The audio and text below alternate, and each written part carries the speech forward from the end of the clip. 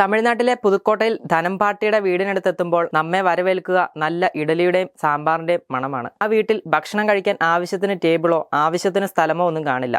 പക്ഷേ ഇഡലിക്ക് വേണ്ടി എപ്പോഴും കാത്തു നിൽക്കുന്ന ആളുകളെ കാണാം. 84-കാരിയായ ഈ മുത്തശ്ശി ഇഡലി വിൽക്കുന്നത് വെറും 2 രൂപയ്ക്കാണ്.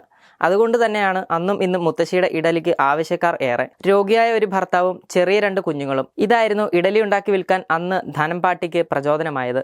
എന്നാൽ അതിന് വലിയ വില ഈടാക്കി സാധാരണക്കാർക്ക് വാങ്ങാനാകാത്ത നിലയിലാക്കരുത് എന്ന് അവർക്ക് ഒരു ആഗ്രഹമുണ്ടായിരുന്നു. ആ ഇഡലി കച്ചവടം ഇന്നും അവർ തുടരുകയാണ്.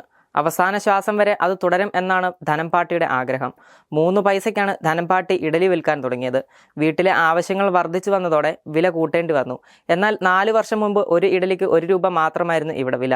3 വർഷം മുമ്പ് ഭർത്താവ് മരിച്ചതോടെ ഇഡലിയുടെ വില കൂട്ടി. അത് 2 രൂപയാക്കി. എന്തുകൊണ്ട് ഇനിയും കൂട്ടിക്കൂടാ എന്ന് ചോദിച്ചാൽ പാട്ടിയുടെ ഉത്തരം ഇതാണ്: 10 രൂപ ഉണ്ടെങ്കിൽ ഒരാൾക്ക് ഒരു നേരത്തെ ഭക്ഷണം മുഴുവൻ കഴിക്കാൻ കഴിയണം.